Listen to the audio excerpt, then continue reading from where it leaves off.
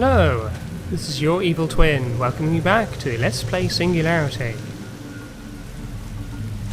We previously got a radio message from Devlin, in which he said that he'd headed into a school, so let's see if we can catch up with him.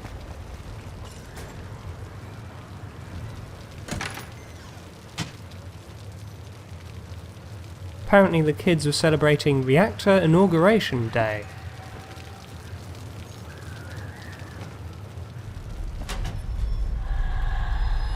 That's a bit unsettling. Oh, come to think of it, better not. Don't think the water is safe here.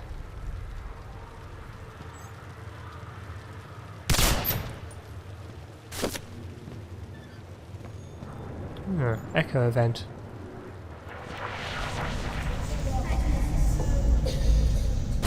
What the?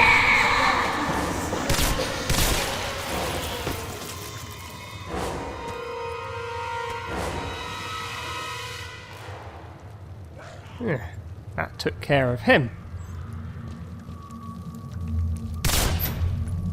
That was a bit strange. The children in the past could see the mutant in the present. I wonder if the echo events can go both ways.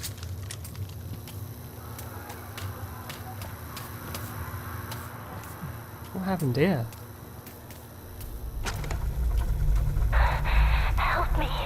There were sirens, and then there was explosion. And Miss Barsukova screamed and ran out of the classroom. And she left us there, all alone. I am hiding in the restroom, and everyone's screaming and panicking outside. I don't know what to do. Please, help! I find it hard to believe that a little girl would pick up this massive 1950s tape recorder and carry it to the restroom. Earlier in the game's development, they just had the audio logs in sensible places like offices and labs, and they made them these big 1950s models so that they would be more realistic. But that rather backfired on them when they decided to put the audio logs all over the place. Students are to be alert at all times and remain aware of emergency testing procedures.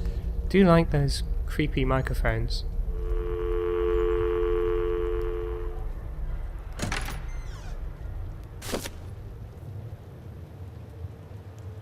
Deary me.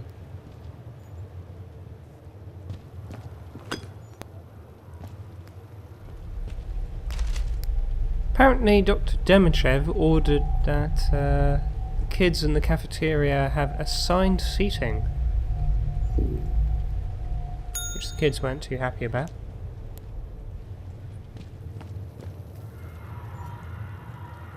Students are reminded not to interfere with the workmen installing the E99 power generator.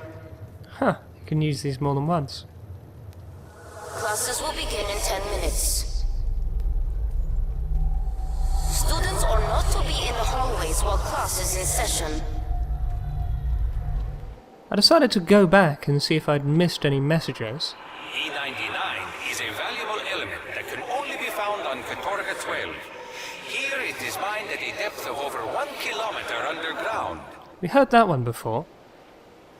Once collected, the E99 is sent through a number of cleansing machines that remove unwanted sediment until only the raw E99 is left. Finally, the E99 is sent to a calutron, or cooker, where it is purified and enriched. Once this phase is complete, the E99 is ready for use.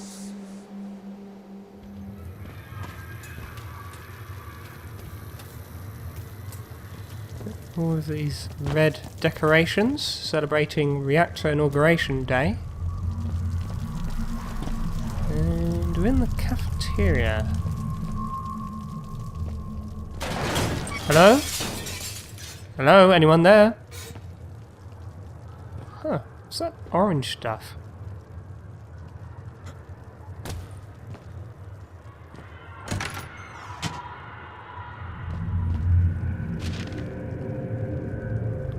An experimental enhancer which is completely safe. I gave it to table number 1. Oh yes, the table that's got the strange orange weeds growing now. Yes. And here we have a cute poster advertising TMB ice cream. The bear is wearing an interesting collar. Now that drawing was originally a drawing made by a Raven Software employee on a whiteboard in the office, just for fun. And everyone liked it so much they decided to actually put it in the game.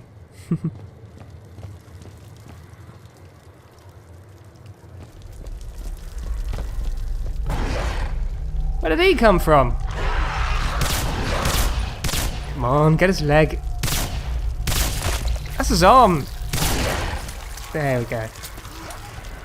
Oh, still coming. Gotcha.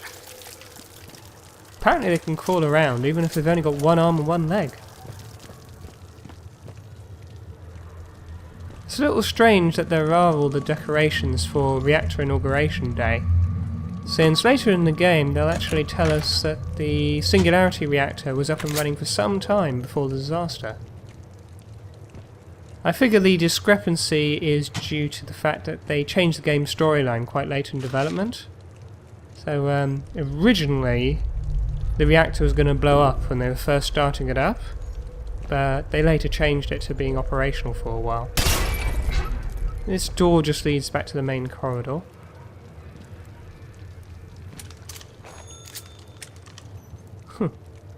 Ghostly bicycle bell. I like to explain away the discrepancy by saying that although the reactor was up and running for some time, reactor inauguration day was when they were going to turn the juice up to full and start using the reactor to power the whole Soviet Union. And that's when everything went wrong.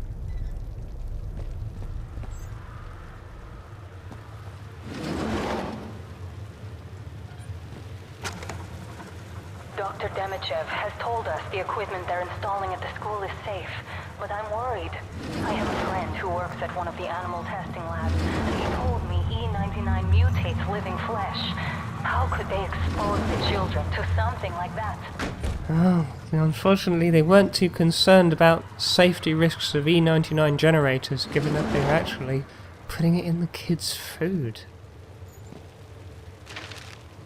According to this note, it was actually a child that did the drawing of the TMB ice cream bear, and he won a competition. Dr. Demichev was quite suspicious about that interesting collar that he was wearing. Yeah, these kids' drawings were actually done by children of Raven Software employees. They're actual real children's drawings.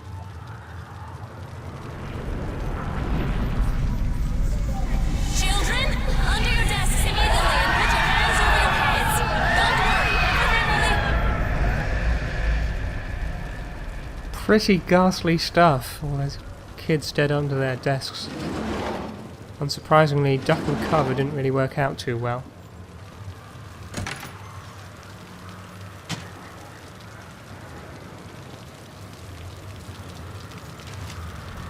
One teacher was concerned about how some of the children were getting sick and thought they were being fed something unusual. Unfortunately, they thought the right person to complain to was Dr. Demichev.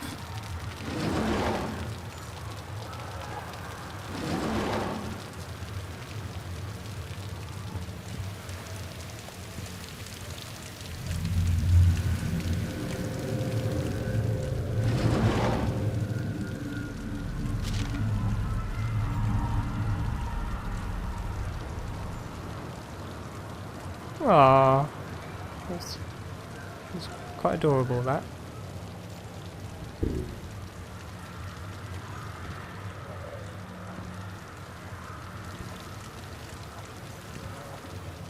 Interesting communist mural.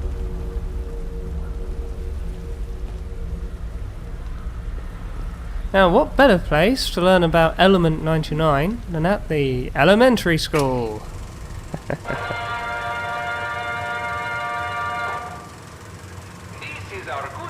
Dr. E99. He's our answer to the growing menace of the United States.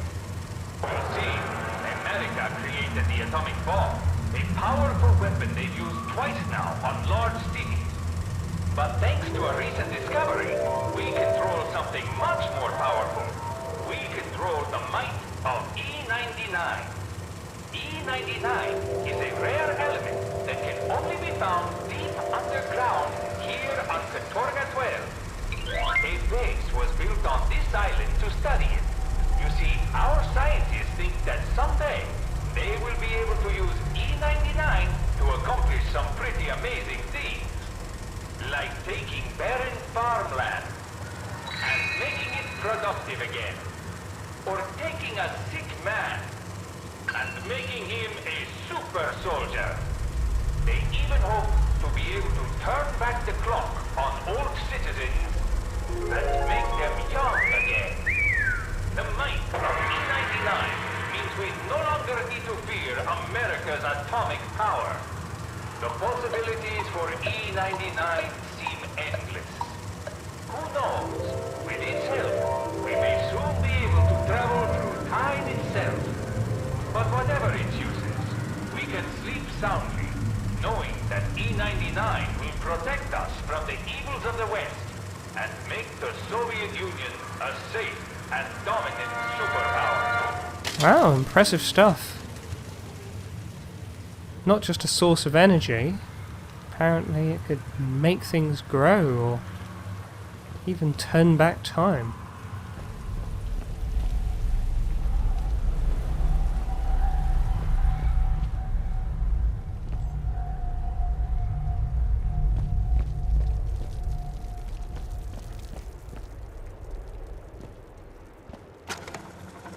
I don't understand why I can't be with my friends during lunch. They make us all sit at assigned tables and force us to eat the food they put in front of us. We can't trade with anyone. Not that I feel like eating much. My stomach has been hurting a lot lately. I guess these audio logs are like the 1950s version of people posting on Facebook and Twitter about what they're up to all the time.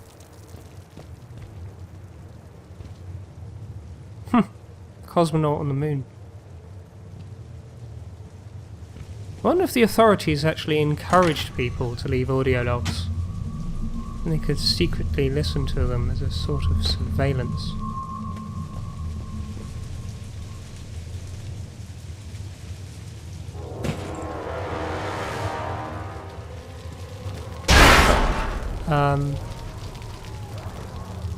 Okay.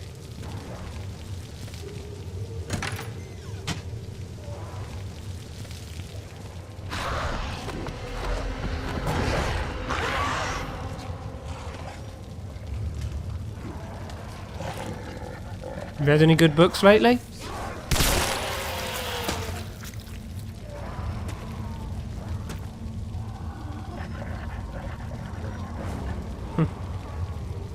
Yeah, a headshot doesn't always blow off their head. Sometimes it just makes a nice gory wound.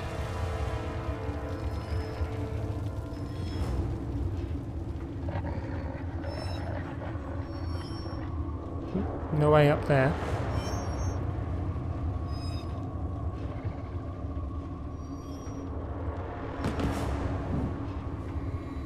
Someone dragged a tape recorder in here. There has been another event, this one much worse than the last. It has exceeded Borisov's threshold. We are securing the facility, and then we will make our way down the hill. We must leave Katorga 12 at once. So apparently the Singularity didn't just blow up all in one go. It was more like a series of worsening events. Oh, talking of worsening events. Go on, get down. Uh-oh, stab. Reload. Ah! My first death. That's hard mode for you.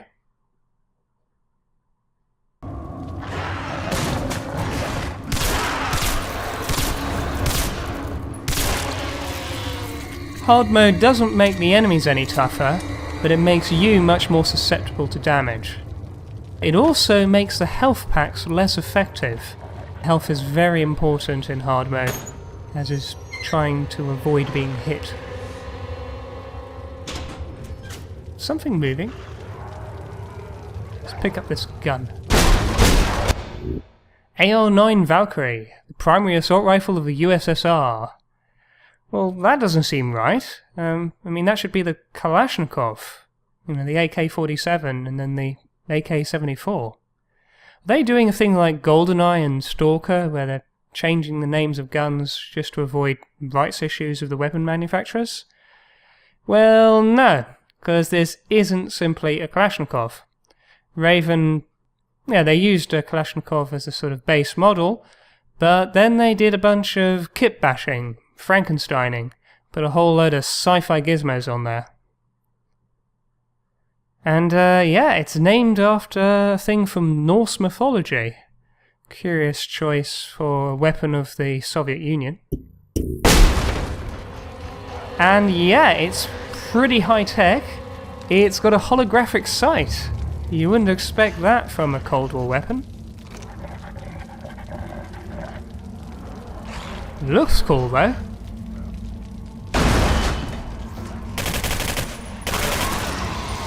And it's very effective.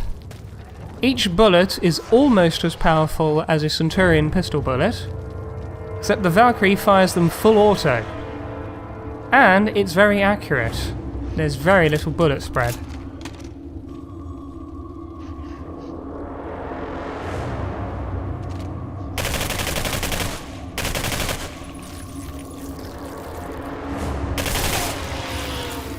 What's also cool is that it has these cooling fans on the side of it. Yeah, they actually spin whenever the weapon fires, and they continue spinning for a couple of seconds afterwards. I'm sure that some gun nuts would complain about ruining a perfectly good Kalashnikov by sticking a bunch of sci-fi gizmos on there, but I think it's awesome. The cooling fans look like turbines or jet engines. This assault rifle is so badass it's got jet engines on the side of it.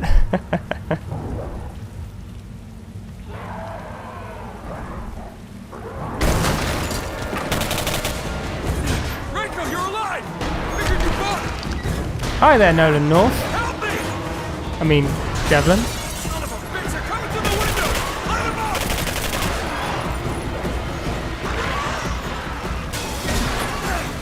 Open fire!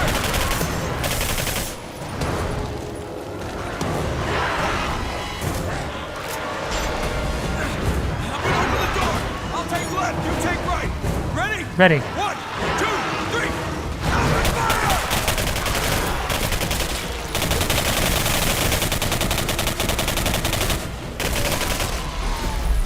Damn, is it good to see you, Rico. If you hadn't come along, I'd be dead. Alright, we're supposed to meet up with S.E.A.R yesterday. Let's move up. Yeah, there was some good motion captured animations when he was struggling with that door. And his feet actually shoved some loose floor tiles. It's nice attention to detail. What the hell were these things? You seen anything like them? Did the Russians create them? And if they did, why? I could have missed it, but I'm pretty sure a massive pillar of energy shooting into the sky wasn't mentioned in the mission briefing. Somebody get me the Ghostbusters. This is Devlin 4-1. Oh dearie dearie me. Thanks for watching, and do join me next time.